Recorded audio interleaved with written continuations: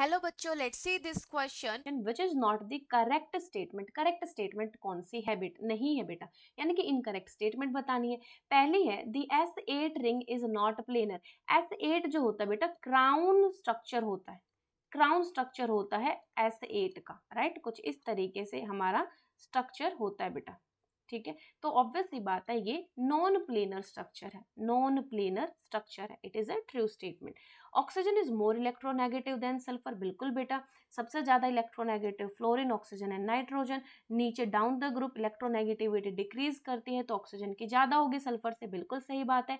SF4 exist करता है, OF4 exist नहीं करता क्योंकि ऑक्सीजन बेचारे का छोटा सा साइज है और इसके ऊपर 4 फ्लोरीन अकोमोडेट नहीं कर पाएंगे। स्टेरिक क्राउड बहुत ज्यादा हो जाता है जिसकी वजह से ये एग्जिस्ट नहीं करता, ये भी ट्रू है।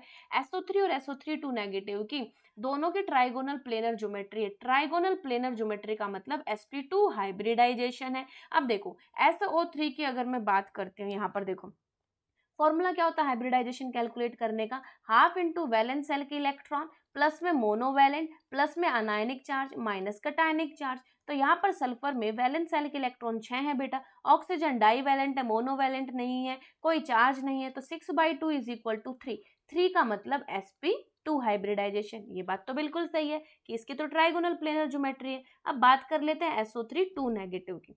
SO3 2 negative half into sulphur के 6 इलेक्ट्रॉन और मोनोवैलेंट नहीं है लेकिन अनायनिक चार्ज है 2। अनायनिक चार्ज को हम ऐड करते हैं बेटा, तो इधर मैंने +2 कर दिया।